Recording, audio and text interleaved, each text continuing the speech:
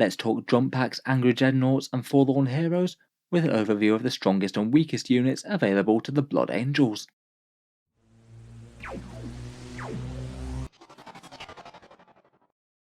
Hello and welcome back to Auspex Tactics, where today we're returning to the Sons of Sanguinius, where I thought it would be fun to do an overview of each unit that the Blood Angels have access to, and roughly how strong they're shaping up at the moment. Blood Angels have certainly been doing a little bit better in recent times, perhaps one of the stronger Space Marine chapters now, and I thought it might be fun to revisit the faction and have a talk through the army unit by unit, including which ones are the strongest and the weakest in my opinion. Seeing as the Blood Angels do have access to just about every unit in Codex Space Marines, I thought with this tier list we'd take a bit more of a tailored approach. I'm going to aim to mainly focus on the Blood Angels unique units and the units that I think are quite strong for the army, and maybe just cycle through units a little bit quicker that aren't particularly relevant or threatening to the Blood Angels, maybe lesser used units by the Children of Baal. In any case, with that in mind, I've organised the Space Marine and Blood Angels units into 4 separate tiers. They will of course be a little bit arbitrary, and I'm always happy to hear alternate takes down in the comments, but we'll talk through each unit and why I've ranked it roughly where I have. So first up, we'll start with Tier 4, units that I feel are really quite underwhelming at the moment and aren't likely to be appearing in strong lists. First up, and to my constant disappointment, owning 3 of them, we have the Baal Predator, a unit that used to be interesting in previous editions of 40k, though just isn't really all that exciting right now, a fairly underwhelming non-core gun platform, and its overcharged engines rule just doesn't really do a lot for it.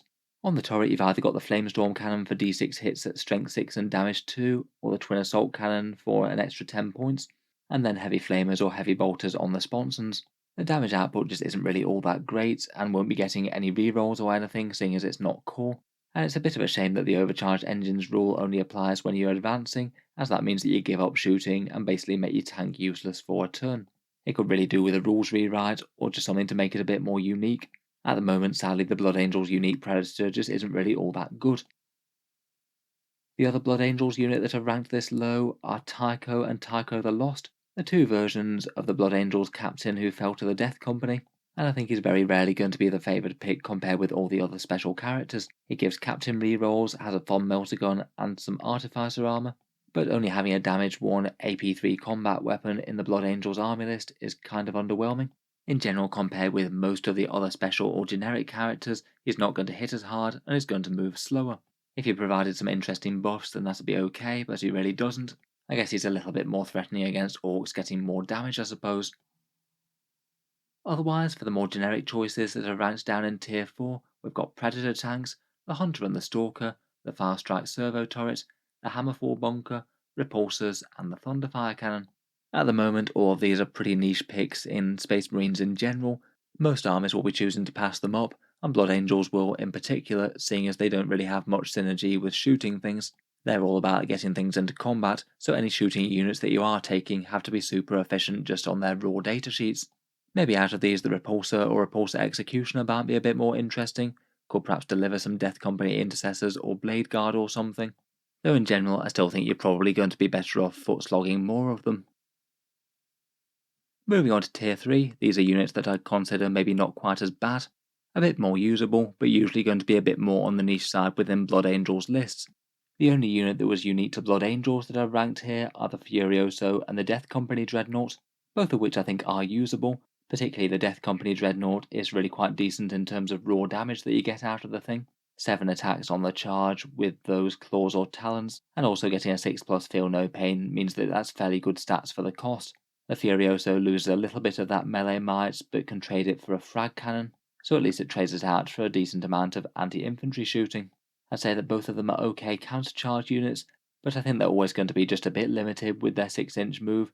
Their toughness is just kind of okay for the cost, and I think it's going to be kind of rare that they get into combat with anything that the opponent isn't happy for them to do so with that slow movement.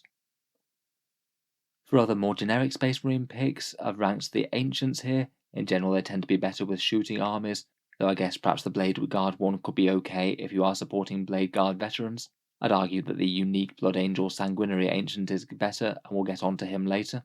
Bite Squads and Outriders seem a little bit less optimal compared with the various threatening jump units that Blood Angels like. Aggressors I would have ranked towards the top of Tier 3, an okay mixed threat unit, a bit of anti-infantry shooting and melee might. For the most part, I'm not really the biggest fans of the generic Space Marine transports for Blood Angels, the Rhino, Razorback, and Drop Pod.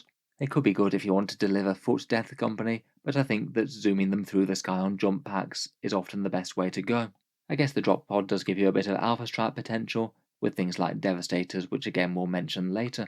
Otherwise, similar to the Furioso, the standard Dreadnought, Venerable Dreadnought, and Ironclad are all kind of okay. Perhaps the Venerable Dreadnought out of those might be the single best, armed with las cannons and missile launchers, a fairly accurate gun turret, though maybe not one of the most outstanding in the Codex, I think.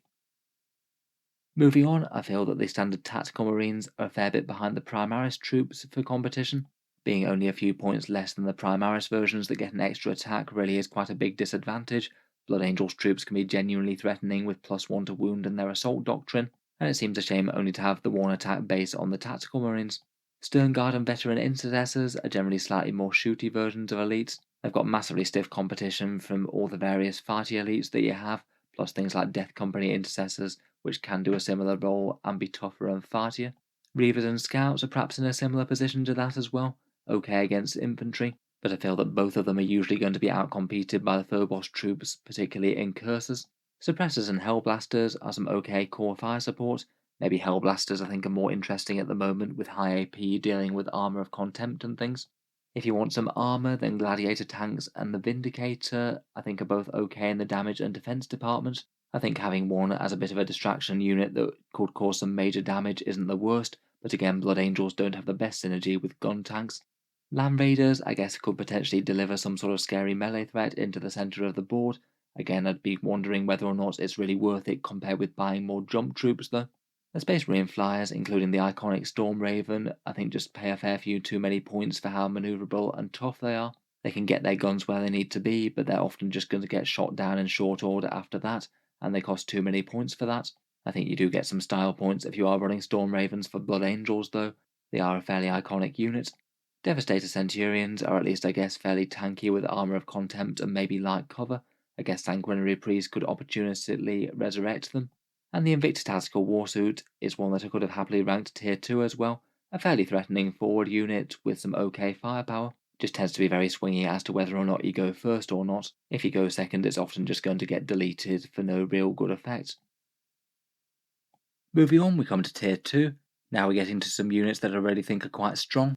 Definitely have the potential to make up parts of a competitive Blood Angels list, but I would still argue are probably a little bit behind the very best that the Codex has to offer. We'll start with the unique Blood Angels units and then go through some of the more generic Space Marine picks.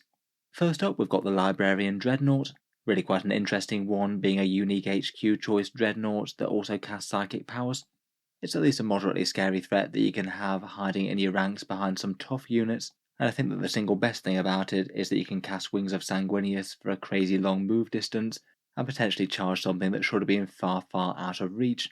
It still can have issues with terrain though, and a few poor rolls can often have it dealing far less damage than you might hope for, and against some armies it's not going to be all that reliable to actually deliver that Wings of Sanguinius cast. You might get denied against something like Grey Knights.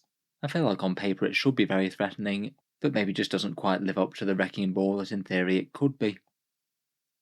I feel that Mephiston is actually a unit that can be used incredibly similar to the Librarian Dreadnought. Despite essentially being an infantry model and the Dreadnought being a great big vehicle, they actually have a very similar defensive profile. Mephiston really is tough in his own right with a 2+ armor save, Armor of Contempt, and his 5+ Feel No Pain. Again, he can combine things like Wings of Sanguinius and Quickening for some really fast moving melee threat. He'll have a bit less issues with terrain compared with the Dreadnought, though when he does come to punch his attacks through, only getting D3 damage certainly hurts a bit. Out of the two, I'd probably argue that Mephiston is slightly stronger at the moment. A 2+ save with Armor of Contempt is very nice, and he is a little bit cheaper. Next up, we've got the Death Company Intercessors. They went down in points cost recently, so they are really quite cheap for what they are at 20 points. A Primaris body with a 6+ Feel No Pain, either guns or an Astartes Chainsword, and 3 attacks plus the Black Rage. It's pretty scary that one of these with an Astartes Chainsword could be spitting out something like 7 attacks in the Blood Angels Assault Doctrine. Potentially that's an enormous amount of damage, even if the strength is fairly low and the AP isn't the best either. In terms of the raw power, I really don't think that these guys are too bad, though they do have some downsides such as not being able to do actions or fall back. I think that really their biggest issue is that they are a bit slanted to anti-infantry damage and they aren't all that fast. I feel that while there's nothing really particularly wrong with including them in a list, often they're just going to get outcompeted by the troops that you need to take to fill detachments and the elites that you want to take to deal with enemy heavy hitters that can deal with things with their very high armor and high wound counts. Still though, I don't really see a small squad of these being a particularly bad investment. They can certainly murder most infantry that they get their hands on. Moving on, we've got the two unique chaplains, Limates and Asterath, the two of which have a fair few similarities and a few differences. They're both unique jump chaplains that can recite 2 litanies each per turn, though they do only recite those litanies on a 3+, making them a bit less reliable than say a Master of Sanctity with Wise Orator. Of the two, Limates is the cheaper one at 120 points, and his buffs are locked to Death Company, and Asterath is the more generic one that can help out other units, getting a 2+ save, a scary damage 3 axe, and a unique Massive Doom litany. In general, for buffing chaplains, I'd much rather have their litanies go off a little bit more reliably than these guys. I think they both remain very usable though, particularly Asterath I think could be very close to a tier 1 slot himself. Next up in the Blood Angels cast of heroes we have the Sanguinor. As with most of the heroes, he moves pretty fast, hits fairly hard with a bunch of attacks at strength 6 and damage 2, and he makes nearby Blood Angels have an extra attack, though only on the turns when they're not getting shock assault. I'd say perhaps the biggest reason to take him is his heroic intervention move, where an enemy charges a unit, then the Sanguinor can suddenly appear to save them. It definitely could be a power move against the right target, but I must admit, with his damage output only being a clutch of attacks at damage 2, I'm not super overwhelmed by that. I don't think it's too bad, but just not super standout for 150 points. Next up, we have Mr. Gabriel Seth of the Flesh Tearers. I found him a bit of a weird one to rank, to be honest, because on the one hand, he's pretty awesome for the stats that he brings. 145 points for huge melee threat with strength 8, AP 2 and damage 3, and then casually fighting again, and combining that with full chapter master rerolls, so one unit gets to reroll everything to hit each turn. He might be a little bit slow, but that's still awesome for the cost. Really though, I think his main downside is being locked to Flesh Tearers and not Blood Angels. To take him, you basically have to sacrifice the army-wide +1 to advance and charge for a bit of extra AP on 6s, and usually for an assault army that's not going to be quite worth the trade-off. It makes him a bit of a weird one to rank, as in general you don't usually want to run Flesh Tearers because of that, but if you are running Flesh Tearers then it's pretty much an auto-include, basically tier 1 for them, but probably a bit lower tier for Blood Angels in general. Lastly, for unique Blood Angels things in this tier, we have Brother Corbulo, the unique sanguinary priest with the red grail. His main advantage is that rather than just nominating one unit to go in the Assault Doctrine, he gets a whole 6-inch aura of putting Blood Angels units in the Assault Doctrine early, so really does amp up their melee quite a lot, while also doing the normal apothecary things, and also gets to heal things twice as a chief one. He does have downsides though, he doesn't have a jump pack, so might struggle to keep up with the scary jump units that Blood Angels like to use. He'd have to support something on foot most of the time. His melee isn't really all that strong, and standard sanguinary priests have the choice of better relics and warlord traits and things, and can take selfless healer if they want to. Still though, that much early assault doctrine is really quite powerful, and I don't think it's that bad if you did want to include him. Moving on though, for other solid Blood Angels choices, the company champion can be made incredibly fighty if you want to. Upgrade him to a chapter champion, maybe give him the Imperium sword and his relic blade, and he'll be able to cut his way through things a lot more than his own points cost. It just kind of depends whether or not that's worth it compared with more buffing characters or more scary jump troops. The Judicia is interesting as a source of fights last, could be okay jumping out of an impulsor or something maybe. Again, can just be a little bit annoyingly slow to keep up with things, so might be best off with something like Blade Guard or Terminators. Speaking of which, Terminators and Blade Guard I both think are either right at the top of tier 2 or lower tier 1. I could have happily ranked them either, to be honest. Terminators are pretty tough with Armour of Contempt, and fairly dangerous with their various flavours of them. Relic Terminators with Chain Fist I think are particularly quite nice. They're also a bit easier to get into combat via Deep Strike with Blood Angels if you want to. An 8-inch charge with a reroll isn't too bad, and if they don't make it, at least they've got a bit of survivability to try and live till the next turn. Blade Guard veterans maybe took a slight hit relative to the rest of them when Armour of Contempt doesn't affect them, but it does affect most other things. Still though, I think they remain a very solid all-round choice. Mid-strength weapons combo really well with +1 to wound, they'll be able to deal with most things. They're fairly cheap and fairly tough, can use transhuman physiology, and they do combo quite well with sanguinary priests. giving out early assault doctrine and resurrecting models. Definitely a higher tier 2 or lower tier 1 unit, I think. Next up, I would have been rating Assault Marines quite a lot higher before the recent points updates, but Games Workshop have actually improved them quite a lot lately. Their jump packs are now free, and they can also pick up free things like plasma pistols and power weapons, and their upgrades cost a bit less as well. They actually seem to be really quite a good unit for playing the mission now, maybe a unit of 5 or 6 of them jumping around bullying light infantry, and maybe doing engage on all fronts or retrieving data.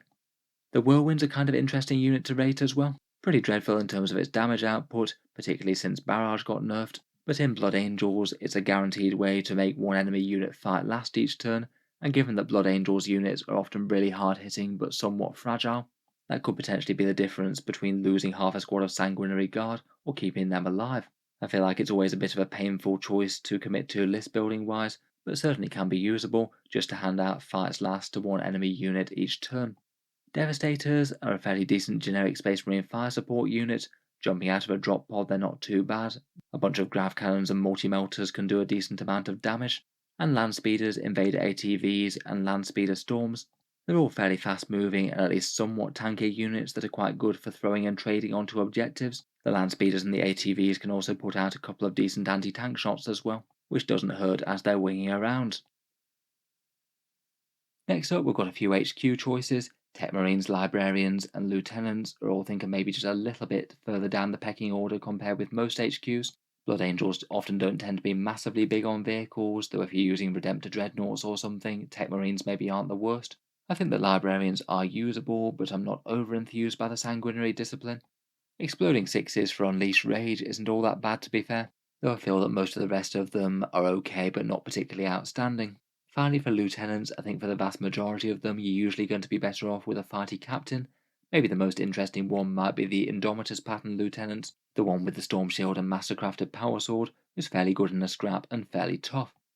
Servitors and company veterans both can be handy as cheap little chaff units just to hold down points while the more costly stuff moves forward. If the opponent doesn't have the mobility to jump anything next to your home objective, then they could hold that down just as well as anything else, provided they can remain out of line of sight.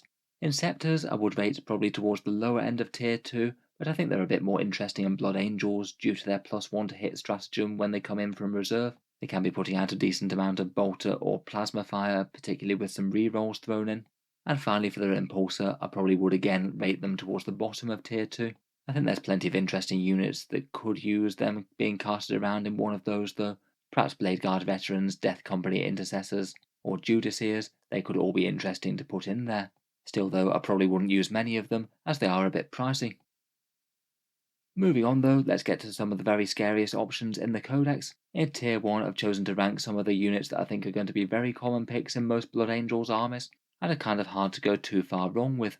While this is Tier 1, I have made an exception for one certain unit, which you might be able to guess which it is. We'll talk about that in the Sanguinary tier in a second. First up we have Standard Death Company, incredibly destructive with the Black Rage and Thunderhammers, very fast with their jump packs, and at least they can be a little bit survivable with power armoured bodies with Armour of Contempt and their Feel No Pain. Forlorn Fury can be a potential option to get them where they need to go, a little bit painful in the days of Nephilim perhaps, but if it made sense to, then bounding a unit all the way into the enemy deployment zone to wreck something crucial turn 1 with a flurry of Thunderhammers seems like it often could be a pretty decent move. They do have solid competition though from the other jump pack elites. Speaking of which, Vanguard veterans have been an absolute staple for most Space Marine assault units ever since the Codex dropped. They're fast with jump packs, they're relatively survivable either just with Armour of Contempt or with Storm Shields, and they're a good general purpose melee threat with their Lightning Claws.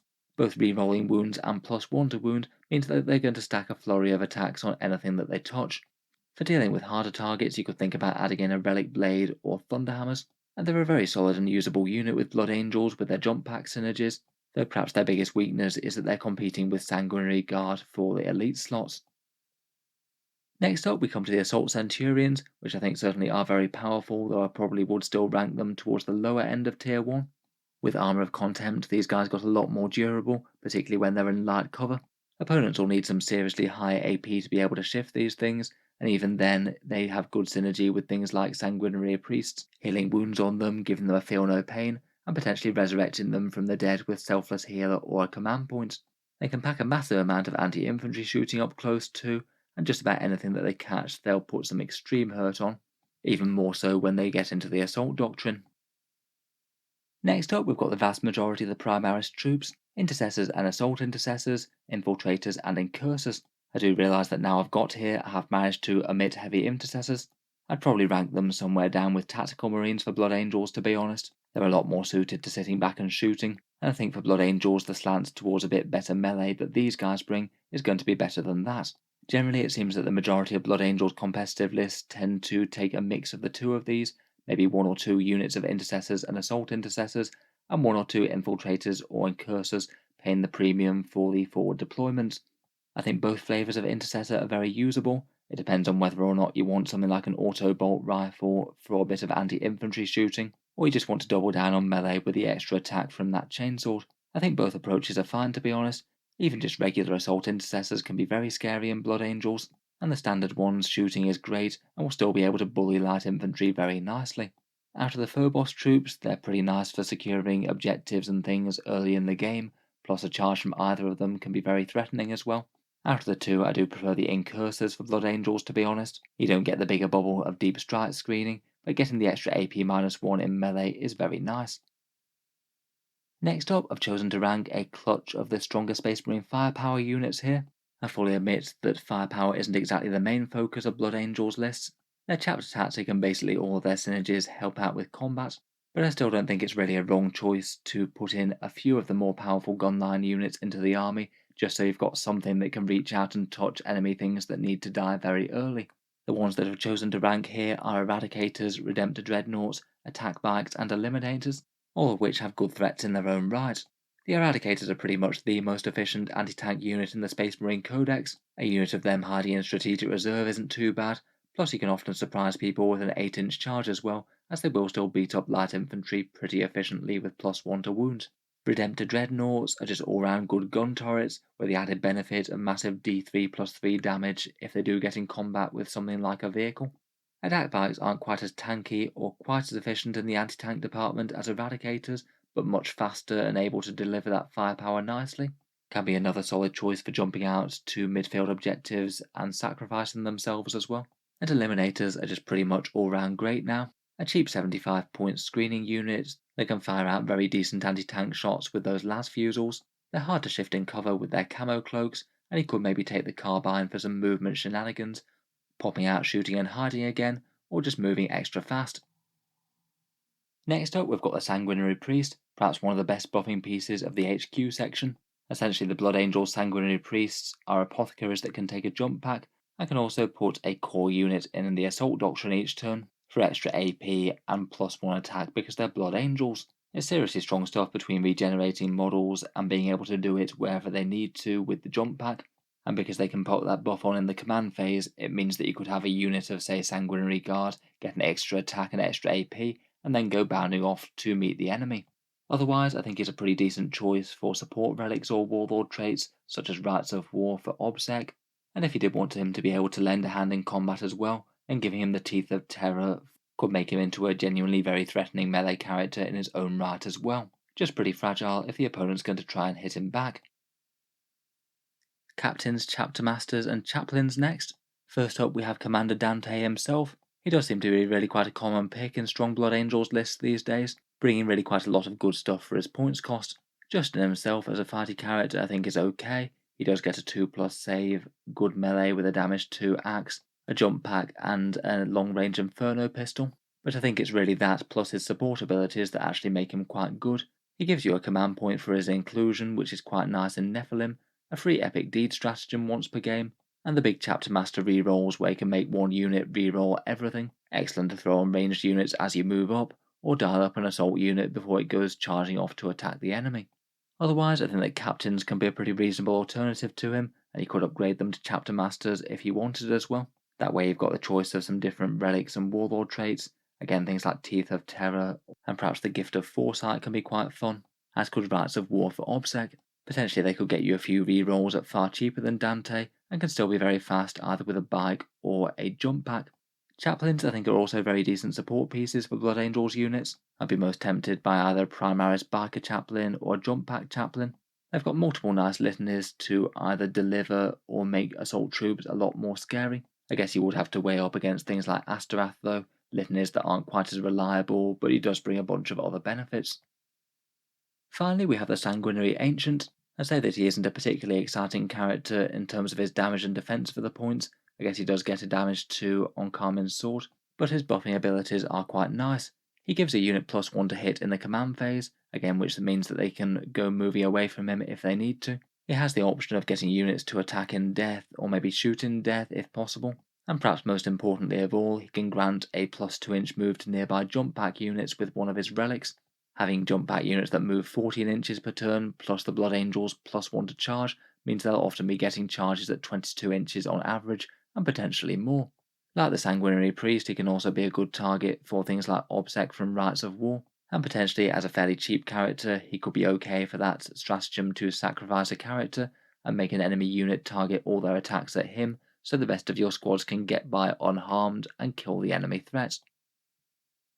Finally, last and far from least, we have perhaps the rock stars of the Blood Angels Codex at the moment, and so much so that I think that they're a level above even the other tier 1 picks.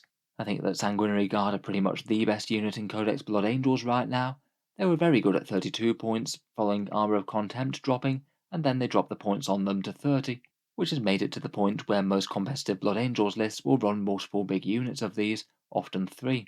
They are fast-moving jump troops with 12-inch move, maybe 14 if they're next to that ancient. When they slam home in combat, they'll usually be attacking with 4 attacks with shock assault, maybe 5 if they were in the assault doctrine on turn 3, or a sanguinary priest gave them +1 attack, and they hit at strength 5, AP 3, and damage 2. With +1 to wound, that is going to clear most things. Their melee gets particularly good if they happen to be near a warlord, particularly a captain.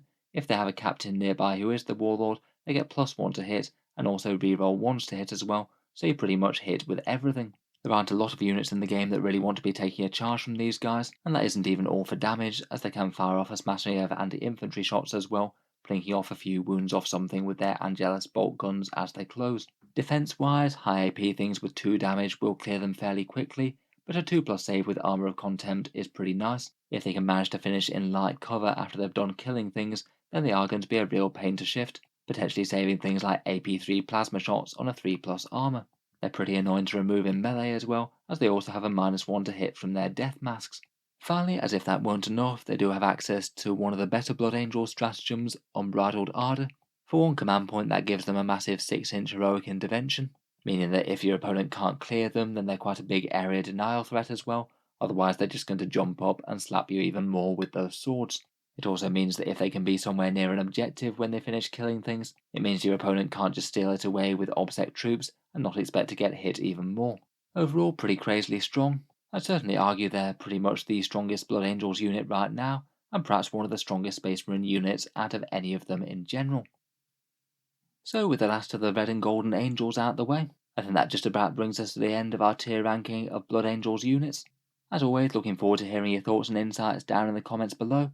Any other insights from Blood Angels generals are always greatly appreciated.